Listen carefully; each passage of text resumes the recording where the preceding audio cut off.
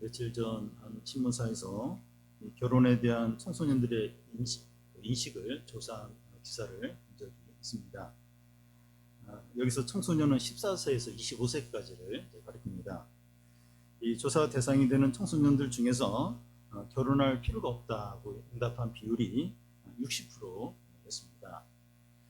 여자가 더 높은데 65%였고 남자는 57%가 였습니다. 간단하게 인터뷰한 것도 있었는데 노원구에 사는 이 고3 박모 양이 무슨 얘기를 한가 하면 최근에 미혼인 30대 사촌 언니가 자유롭게 사는 모습을 보면서 나도 혼자 살고 싶다는 생각이 강해졌고 결혼해서 가정을 꾸미기보다는 혼자 고양이를 기르면서 취미생활하는 게 더 행복할 것 같다는 겁니다. 성인들이 결혼을 피하려는 인식이 청소년들에게까지 퍼졌다고 생각됩니다. 우리나라 출산율은 더 심각한데 작년에 0.86명이었습니다. 이것은 OECD 국가 중에서 꼴찌입니다. 결혼한 부부가 2명을 낳아야 인구가 유지가 되는데 0점대의 출산율이면 한 세대가 끝나면 인구가 절반으로 주로 드는 겁니다. 이런 낮은 출산율 때문에 어떤 미래학자는 세계에서 제일 먼저 없어질 나라가 한국이라고 그렇게 말하기도 했습니다. 결혼과 출산율이 낮아지는 것은 세계적인 추세이지만 한국은 더 낮고 심각합니다. 이렇게 결혼과 출산율이 낮은 이유는 사회적, 경제적, 심리적 요인들 외에 또 다른 요인들도 있습니다. 우리 믿는 청년들도 이런 사회적인 분위기와 흐름 가운데서 이제 영향을 받고 있는데 결혼에 대해서 어떻게 생각을 해야 하는지, 또 이미 결혼한 부부들은 어떻게 결혼 생활을 해야 하는지, 또 싱글들은 자신을 어떻게 바라보고 어떻게 살아야 되는가 하는 것을 이 시간 생각을 해보겠습니다. 먼저 결혼을 고민해야 하는 20, 30대 청년들에 대해서 생각해 보겠습니다. 결혼에 대해서 사람들이 흔히 하는 말 중에 결혼은 해도 후회하고 하지 않아도 후회한다, 이런 말을 합니다. 이 말에는 결혼의 양면성이 있다는 겁니다. 결혼에는 행복과 만족도 있지만 희생과 고통도 있다는 겁니다. 얼마 전에 여성가족부에서 20, 30대 이 청년들 대상으로 결혼에 대한 인식을 조사를 한 것을 뉴스에서 본 적이 있습니다. 이 결혼에 대한 유보적인 태도가 남성이 52%였고 여성은 57%였습니다. 이 결혼을 하지 않겠다 하는 비율도 남성은 11%, 여성은 24%였습니다. 이 결혼을 망설이거나 하지 않으려는 이유는 남성들은 가족 생계와 결혼 비용 부담이 가장 컸고 여성들은 꼭 해야겠다는 이유가 없거나 전통적인 가족 문화에 대한 부담과 또 관계에 구속받기 싫은 그런 이유들이 있었습니다. 이 코로나로 인한 취업의 어려움과 집가 상승으로 또 주택 마련하는 것이 더 어려운 것도 또 원인이 될 겁니다. 청년들이 결혼을 기피하는 좀 더 근본적인 이유를 생각해 보면 이게 세계적인 흐름 때문이라고 봅니다. 현대로 오면서 이 전통과 틀에서 벗어나서 자유롭게 살고자 하는 욕구가 더 강해졌습니다. 남녀의 만남에서도 이 과거에 비해서 현대로 오면서 변화가 생기고 있습니다. 이 100년 전만 해도 그 남녀가 만나서 결혼을 한 것은 이 부모들이 주도해서 결혼을 시키는 경우가 많았습니다. 50년 전이나 아니 30년 전 정도로 생각해 보면 응답하라 1988 드라마에서도 이렇게 잘 볼 수 있는데 남녀가 만나서 데이트를 할 때 양쪽 부모들이 이제 다 알고 또 남녀가 서로 알아가고 사귀는 과정들이 천천히 이루어졌습니다. 그런데 현대로 오면서 남녀가 만나면 성관계로 바로 가는 그런 흐름입니다. 결혼을 통해서 이 성관계가 이루어져야 한다는 생각이 점점 약해지고 있는 겁니다. 한국은 아직 덜 하지만 미국이나 유럽 청년들은 동거를 많이 합니다. 결혼은 부담스럽지만 동거를 하면 생활비도 줄이고 또 쾌락도 또 얻을 수 있기 때문입니다. 동거를 통해서 어떤 사람인 줄 알고 나서 결혼을 할 것인가 말 것인가 하는 걸 결정하겠다는 겁니다. 또 어떤 청년들은 자기 마음에 드는 상대가 나타나기 전까지 결혼하지 않겠다 합니다. 남자는 예쁜 여자를 찾고, 또 여자는 돈 많은 남자를 찾으면서 자기가 이제 하고 싶은 일을 전적으로 지지해 줄 수 있는 그런 배우자를 찾는 겁니다. 결혼한 동기가 이기적이고 자기 중심적인 거죠. 근데 자기가 원하는 배우자가 나타나지 않으면 결혼하지 않겠다는 겁니다. 많은 청년들이 이제 이런 이유들로 이제 결혼의 필요성을 못 느끼고 기피를 하고 있습니다. 우리 믿는 청년들은 이런 분위기 가운데서 이런 영향을 고스란히 하고 있습니다. 그러면 우리 청년들은 결혼을 어떻게 생각을 해야 합니까? 꼭 결혼을 해야 한다는 것이 아니라 결혼을 어떻게 바라봐야 하느냐 하는 겁니다. 창세기 2장에 보면 결혼 제도는 하나님께서 세우신 제도라는 것을 알 수 있습니다. 하나님은 세상 만물을 다 창조하신 후에 보기에 좋았더라 여러 번 반복해서 말씀했습니다. 그런데 아담을 창조하신 후에 아담을 보면서 혼자 있는 것이 좋지 않다고 하시는 겁니다. 하나님은 모든 창조물에 대해서 보기 좋았더라 이렇게 하셨는데 아담이 혼자 있는 것을 보고 유일하게 좋지 않다 이렇게 하신 겁니다. 그러면서 그를 위해서 돕는 배필을 지으리라고 했습니다. 그래서 아담을 깊이 잠들게 한 후에 그의 갈빗대를 쥐어서 하와를 만드셨습니다. 하나님께서 아담 앞으로 하와를 이제 이끌어 오셨을 때 이게 최초의 이제 결혼식인데 아담이 무엇이라고 외칩니까? 이는 내 뼈 중에 뼈, 살 중에 살이라. 메시지 성경에 보면 이 부분을 드디어 나타났구나. 내 뼈 중에 뼈, 내 살아 이렇게. 성경에 보면 하나님과 그의 백성들의 관계를 부부관계로 자주 설명합니다. 호세아서에 보면 하나님이 이스라엘 백성들에게 내가 너에게 장가들었다고 이렇게 하십니다. 오늘 읽은 에베소서에 보면 그리스도와 교회와의 관계를 남편과 아내의 관계로 설명합니다. 또 창세기 1장에 하나님께서 사람을 창조하시기 전에 우리 형상대로 사람을 만들자 하는데 하나님께서 이제 우리라고 하는 것은 성부, 성자, 성령을 가리킵니다. 부부관계를 통해서 새 하나님의 교제와 사랑과 하나됨을 깨달을 수 있다는 겁니다. 그래서 복음과 하나님을 깨닫는데 부부관계가 중요합니다. 이 결혼을 통해서 새 하나님의 이런 교제 또 이 복음을 더 이렇게 더 잘 깨닫고 이해하기가 쉽게 됩니다. 그래서 에베소서 5장 32절에서 부부관계의 비밀이 크도다 이렇게 말합니다. 그러면 이 결혼이 좋은 것이니까 이제 결혼을 해야겠다고 할 수 있는데 결혼이 행복과 만족과 축복을 보장하는 것은 아닙니다. 결혼 생활 안에 치열한 싸움이 있어요. 희생과 수고와 자기를 부인해야만 그 안에서 진정한 행복과 만족과 축복과 기쁨을 누리게 됩니다. 어떤 크리스천 청년이 결혼을 해야 되나 말아야 되나 이렇게 고민을 하다가 자기는 결혼하는 것이 하나님의 뜻이라고 생각을 해서 결혼하기로 결심을 했다고 합시다. 그런데 현실적인 문제는 이제 돈이 있는 겁니다. 이 집을 얻을 만한 전세금이라도 있으면 결혼을 하겠는데 이제 돈이 없으니까 이제 결혼을 할 수 없다, 못하겠다 이렇게 포기를 한 겁니다.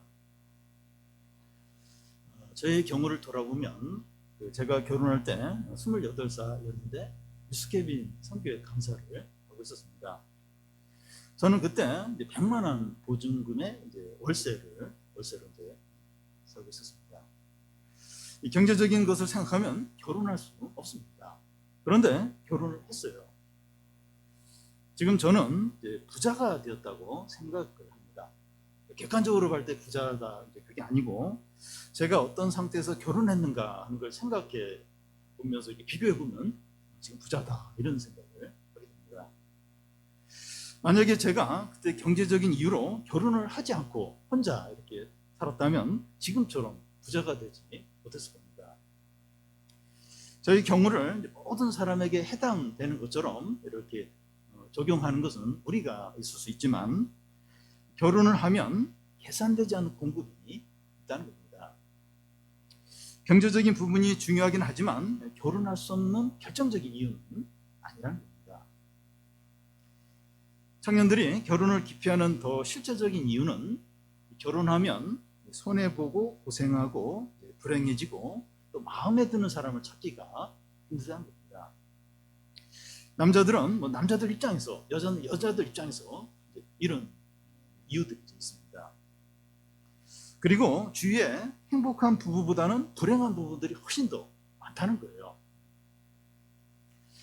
결혼 안에 고통과 아픔과 갈등이 있는 것은 사실입니다. 결혼이 왜 그런가 하면 전혀 다른 상황에서 20년 이상 산 두 남녀가 자신의 모든 것이 노출되는 가운데 살아야 하니까 충동과 갈등과 고통이 없을 수가 없습니다. 그런데 이 복음 안에서 두 사람이 자기를 부인하고 양보하고 용납하며 하나가 되어 갈 때 말할 수 없는 행복과 기쁨과 평안과 위로를 누리게 됩니다. 부부가 이렇게 되기까지는 시간이 걸리지만 이 부부가 하나가 되면 모든 어려움을 다 감당을 하고 또 주위 사람들을 사랑하고 또 얼마나 참 행복하게 사는지 모릅니다. 저는 결혼이 하나님의 선물이고 축복이라고 확신합니다. 특히 남자 청년들이 이제 결혼을 해야 하는 이유가 성적인 죄에 빠지는 것을 막아주기 때문입니다.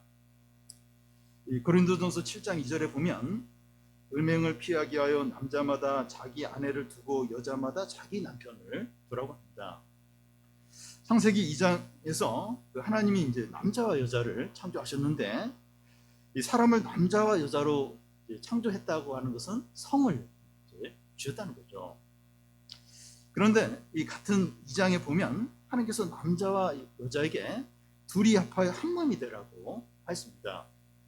이것은 결혼을 통한 성적 결합을 말합니다. 성은 결혼 안에서만 이루어져야 합니다. 성을 결혼 안에서만 사용할 때 하나님의 축복이고 기쁨이고 행복이 되죠. 그런데 이 성을 결혼 밖에서 사용하면 사용해도 만족과 기쁨이 되지 않느냐? 맞아요. 그렇습니다. 그런데 그 기쁨과 만족은 잠시뿐이고 그 이후에 후회와 고통과 불행과 심판이 따라옵니다. 드라마나 영화나 주위에서 그런 증거들 얼마든지 볼 수 있습니다. 드라마에 보면 다 그런 소재가 얼마나, 영화도 그래요. 근데 물론 다 그런 건 아니지만 보면 다 불행해요. 고통이 찾아옵니다. 가정이 깨지고 또 얼마나 많은 아픔과 고민과 그런 걸 경험하게 되는 걸 얼마든지 볼 수 있습니다. 이 물란한 성관계를 갖는 사람들을 보면 당장 멋있어 보이고 행복해 보여도 시간이 지날수록 불행하고 비참해지는 것을 볼 수 있습니다. 진정으로 자유로워지는 것은 이 결혼을 회피하는 데 있는 것이 아니라 결혼하면 막 이렇게 제한받고 매이고 그래서 나는 자유롭게 살게, 만나고 싶은 사람 만나고 하고 싶은 거 하고 그렇게 살아야겠다. 그러면 또 다른 욕심에 빠지게 됩니다. 그리고 또 다른 것을 매이게 돼요. 그러면서 이게 진짜 자유가 아닌 거예요. 이 결혼에 이렇게 매일 때 거기에 이제 진정한 자유가 있습니다. 운전의 자유함은 신호등도 안 지키고 또 과속하고 음주운전 하는 데 있는 것이 아니라 교통법규를 지킬 때 운전의 진정한 자유함이 있는 것 같습니다. 우리는 약한 죄인이기 때문에 결혼에 기꺼이 매일 때 거기에 진정한 자유, 진정한 기쁨이 있습니다. 크게 두 번째는 이미 결혼한 분들은 부부관계를 어떻게 해야 하느냐 하는 겁니다. 작년 한 해 동안 이혼한 건수가 결혼한 건수가 21만 3천 건이었고 이혼한 건수는 10만 6천 건이었습니다. 이 결혼한 건수의 정확한 정확히 다는 아니지만 거의 반 정도로 이혼하는 건수가 발생했습니다. 그러니까 결혼한 사람들이 반이 이혼했다는 게 아니라 결혼 건수의 거의 반 정도가 이혼 건수입니다. 이혼한 부부들은 뭐 쉽게 이제 이혼하려고 결심한 것이 아니고 나름대로 노력을 했지만 도저히 이제 어떻게 할 수 없어서 이혼을 결심했다고 생각합니다. 그런데 이렇게 많은 이혼 건수가 의미하는 것은 결혼 생활을 유지하는 게 쉽지가 않다는 겁니다. 우리 교회 부부들 중에 작년에 결혼해서 1년이 채 되지 않는 신혼 부부도 있고 거의 50년 결혼 생활한 그런 부부들도 있습니다. 두 남녀가 결혼하는 시기는 두 남녀의 사랑이 절정에 오를 때입니다. 서로가 너무나 아름답고 멋있게 보이고 또 서로의 이 장점이 너무나 매력적으로 보이기 시작하는 거죠. 이 콩깍지가 서로 눈에 씌어지는 겁니다. 그런데 이 결혼한 때부터 이제 모든 기대와 매력은 내려가기 시작합니다. 결혼 전의 매력과 장점이 시간이 지나면서 단점과 실망으로 바뀌게 됩니다. 어떤 A라는 자매가 B라는 형제를 대학에서 알게 되었습니다. 그 당시 B라는 형제는 잘생겼어요. 또 센스가 있고 리더십이 있어서 모든 사람들에게 인기가 좋았습니다. 그래서 A 자매는 자기가 적극적으로 접근해서 B 형제와 사귀게 되었고 결국 이제 결혼까지 했습니다. 근데 결혼하고 2, 3개월이 지나면서 A 자매가 B 형제에게 발견한 것은 밖에서 남에게만 이제 잘하고 게으른 거예요. 무능한 겁니다. 이 결혼한 것을 이 자매가 후회하는 거예요. 그러면서 이제 어떻게 해야 되는가 상담까지 받게 됐습니다. 결혼할 때 서로의 눈에 씌어주던 이제 콩깍지가 벗겨지는데 길면 2년, 짧으면 2, 3개월 정도는 벗겨지게 됩니다. 여러분, 결혼할 때 배우자를 있는 그대로 사랑하는 것이 아니라 배우자에 대한 자기 생각을 사랑하는 겁니다. 배우자는 이런 사람일 것이라 이렇게 상상을 해요. 그리고 그 상상을 사랑하는 겁니다. 그런데 결혼은 서로의 모든 것이 다 드러나고 노출됩니다. 단점과 결점과 부족과 약점과 나쁜 습관까지 다 드러나게 됩니다. 결혼하면서 이 배우자에 대한 이제 생각을 사랑했는데 그 생각이 이제 거짓이었다는 것이 결혼 생활하면서 다 드러나는 겁니다. 이것은 배우자에게 문제가 있다기보다는 결혼이 그런 거예요. 결혼이 그런 겁니다. 결혼이 다 드러내는 거예요. 결혼이 서로에 대해서 품고 있었던 좋은 상상을 다 깨트려 버리는 겁니다. 그래서 시간이 지날수록 다른 사람과 사는 것 같다는 겁니다. 한 번씩 저희 아내도 다른 남자와 사는 것 같다고 그런 말을 합니다. 결혼할 때와 다른 이제 딴 사람하고 사는 것 같다는 겁니다. 저도 이 딴 여자와 사는 것 같은 생각이 들 때가 있어요. 이제 그럴 수밖에 없는 것이 이 결혼 전에는 서로를 이제 사랑한다고 하는데 서로에 대해서 제대로 알고 사랑하는 것이 아니라 서로에 대해서 상상하는 것을 사랑하기 때문입니다. 그런데 결혼 생활을 하면서 그 생각이 실제가 아니라는 것을 깨닫게 되면서 속았다. 배신감을 느끼기도 하고 실망을 하게 되는 거죠. 그리고 결혼할 때는 서로에 대한 사랑하는 감정이 절정에 이를 때입니다. 최고도로 사랑할 때 그때 이제 결혼을 하는 거죠. 그런데 결혼한 이후부터 그 감정이 내려가고 식어지기 시작합니다. 물론 결혼 생활을 하면서 서로에 대한 뜨거운 감정이 생길 때도 있지만 금방 식어버립니다. 이 감정이라고 하는 것은 식을 수 있고 상황에 따라서 달라지고 또 사라질 수 있기 때문입니다. 배우자의 약점과 단점과 나쁜 습관들은 너무나 잘 보이면서 사랑의 감정까지 식어지니까 냉랭한 관계가 되는 겁니다. 이런 상태에서 수년 혹은 수십 년을 이제 지내다 보면 이 냉랭한 관계가 굳어져 버립니다. 그래서 이런 부부 관계를 지속하는 게 의미가 있을까? 이런 생각이 이제 들게 됩니다. 이런 상태에서 남편이 실직을 하거나 중병에 걸리거나 시댁 문제로 스트레스를 받으면 부부관계가 훨씬 더 악화가 됩니다. 이런 가운데서 밀려오는 유혹이 이런 의미 없는 형식적인 부부관계를 유지하기보다도 진정으로 뜨겁게 사랑할 수 있는 사람을 찾아야 되는 것이 아닌가 하는 겁니다. 영화나 드라마나 주위에서 보면 이런 상황에서 스캔들이 일어나죠. 이런 것은 이제 스캔들. 이런 상태에 있는 부부들의 경우에 서로의 삶에 대해서 터치를 하지 않게 됩니다. 터치하면 싸우니까 서로 일정 거리를 유지하면서 지내는 겁니다. 남들이 볼 때는 서로 다투는 일이 없으니까 이 부부관계가 좋은 줄로 생각하는데 쇼윈도우 부부인 거죠.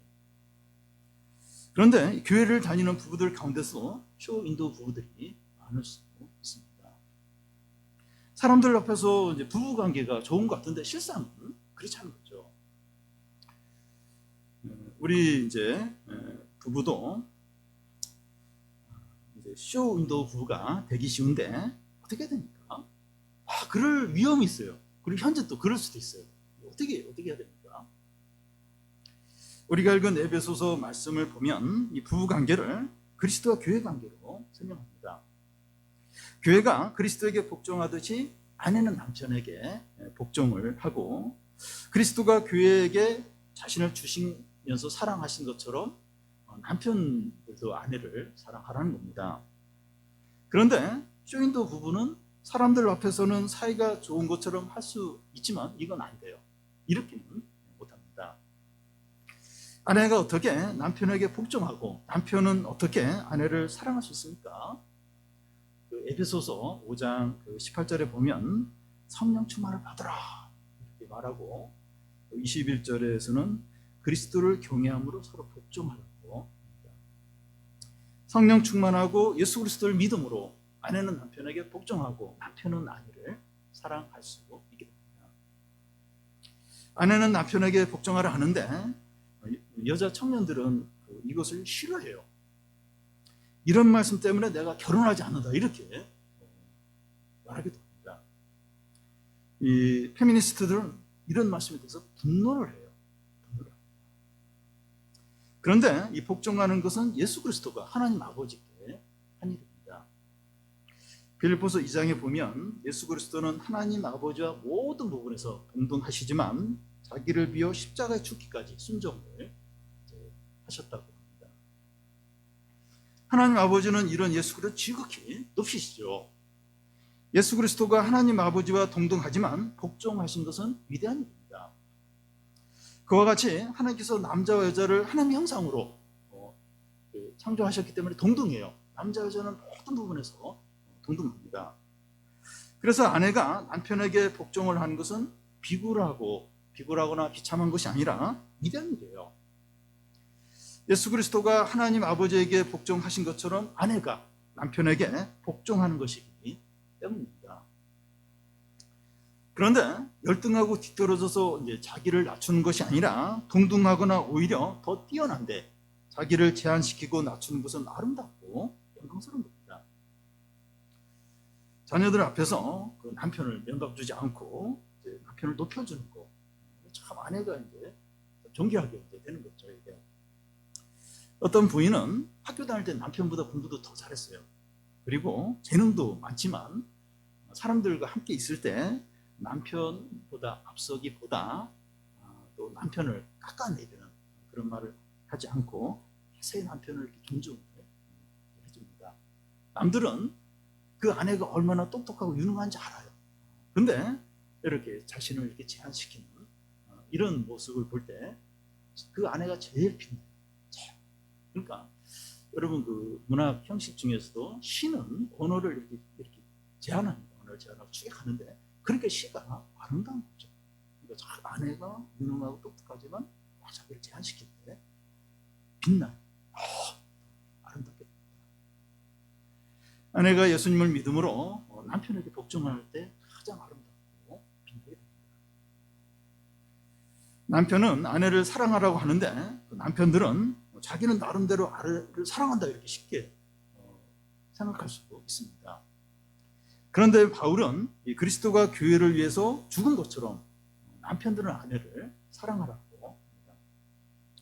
이게 어떻게 이제 사랑하는 것인지 베드로전서 3장 그 7절에 보면 아내는 더 연약한 그릇이니까 지식에 따라서 라는 겁니다.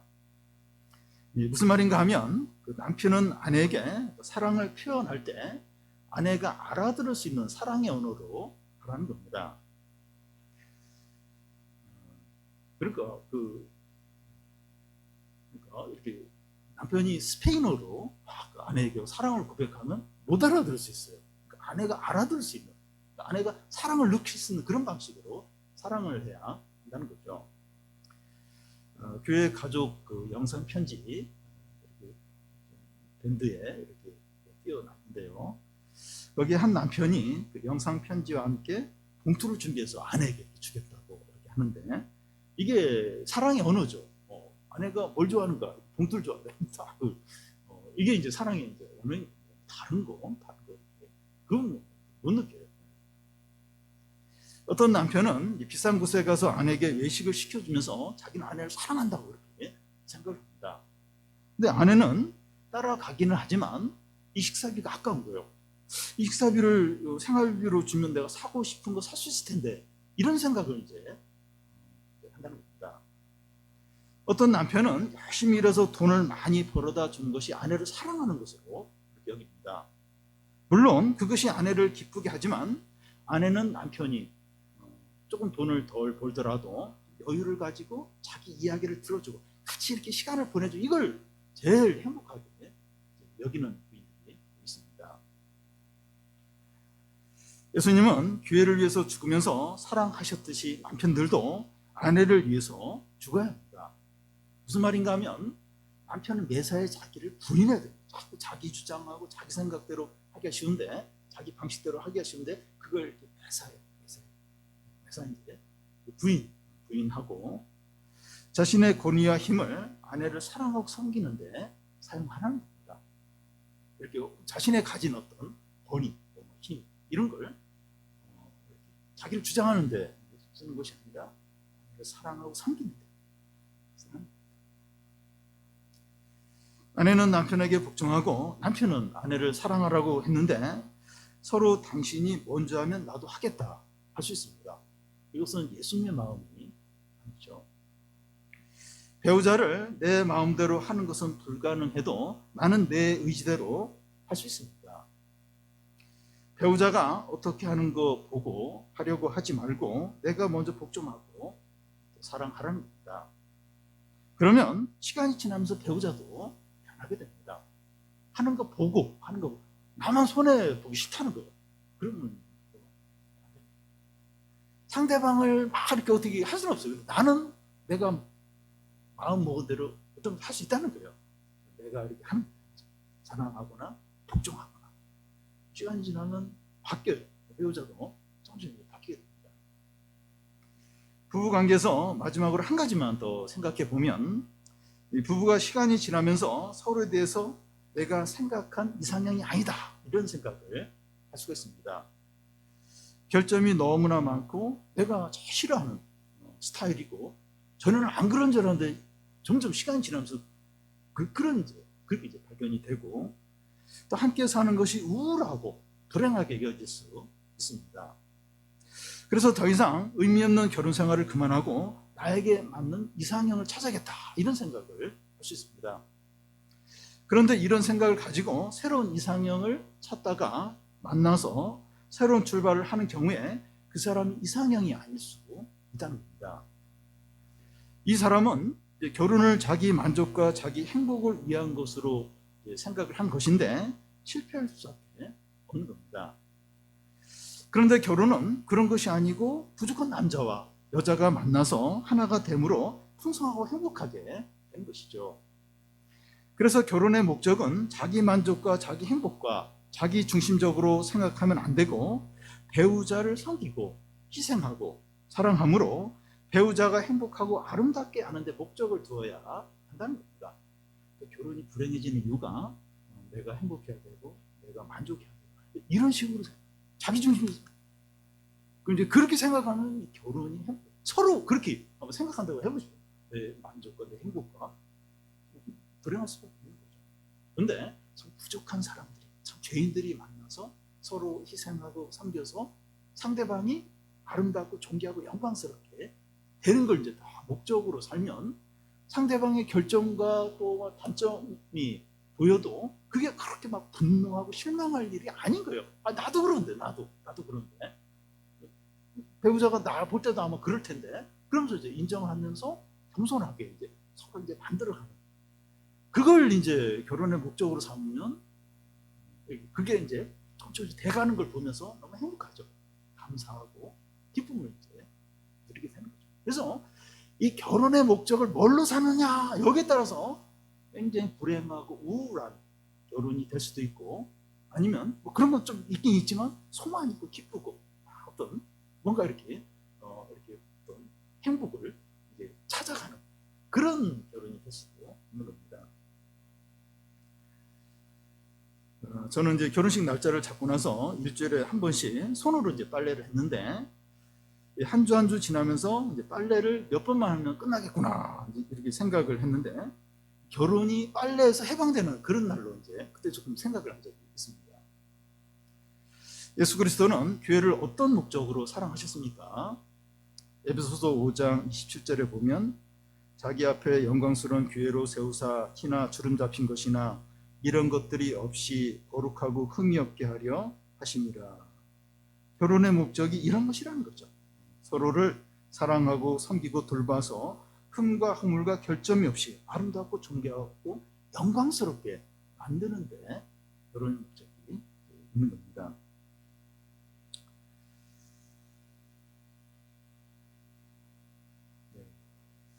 무엇보다도 이제 부부에게 중요한 것이 서로를 인정하고 격려하고 사랑한다는 말을 하는 겁니다.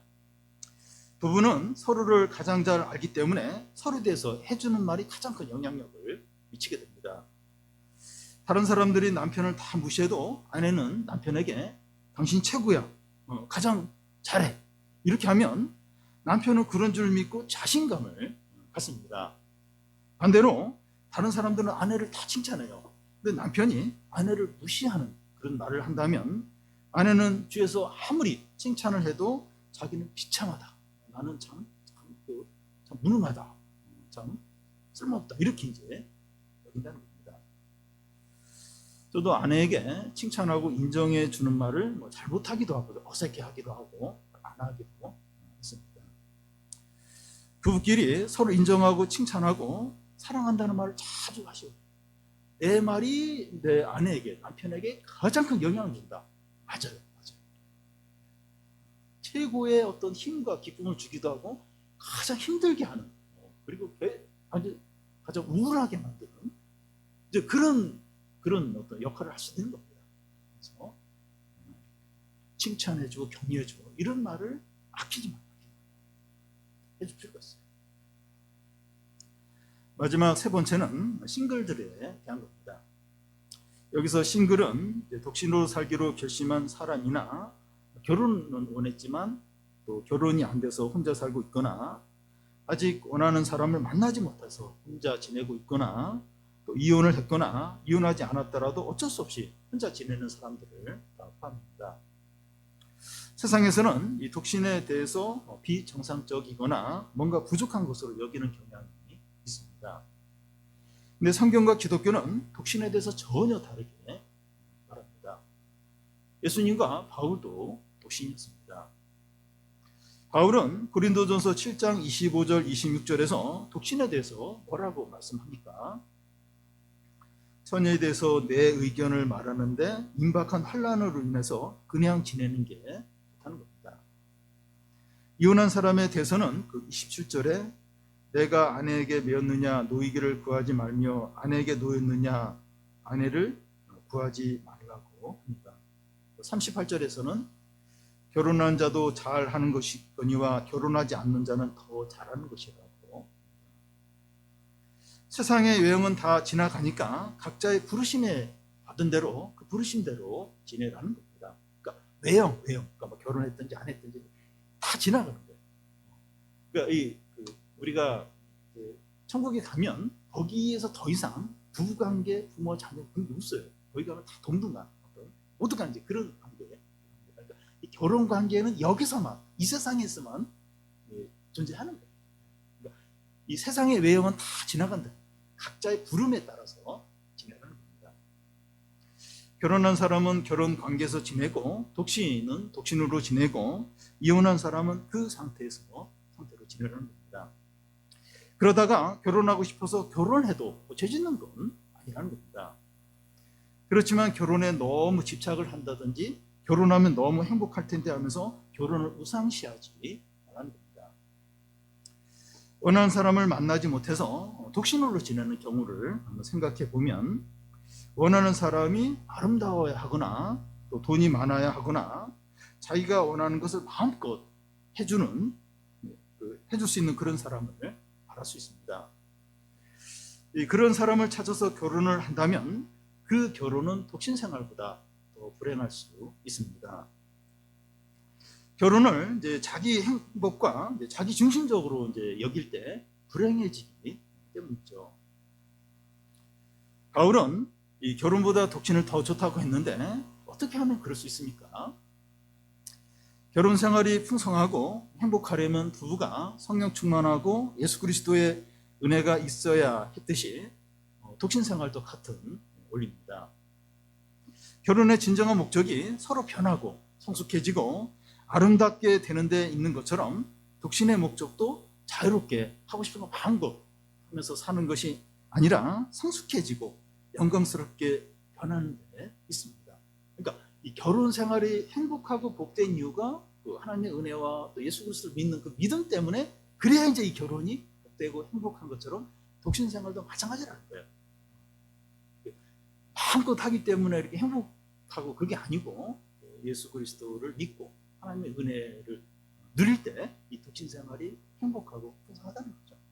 그리고 결혼 생활의 진정한 목적이 배우자가 존귀하게 되고 영광스럽게 있는 것처럼 이 독신 생활의 그 목적도, 진정한 목적도 본인이 이제 존귀하게 되고 아름답게 되고 복되게 되고 또 다른 사람은 그렇게 또 이렇게 도와주고, 거기에 이제 이 독신 생활의 진정한 목적이.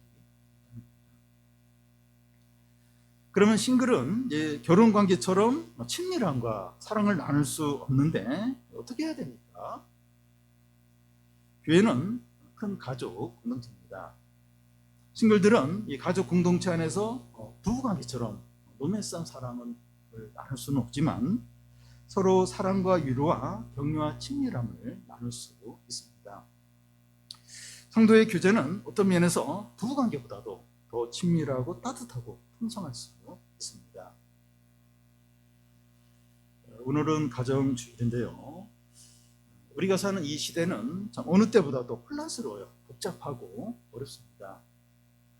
우리가 세상의 흐름과 가치관에 따라서 휩쓸리기가 쉬운데 휩쓸리지 않도록 복음과 진리에 따라서 잘 판단을 해야 됩니다. 뉴스나 이렇게 영화나 드라마나 또 주위에서 하는 말들 분별을 지금 이렇게 하니까 다시 막 흔들리고 이게 분별을 복음과 진리로 분별을 해야 합니다.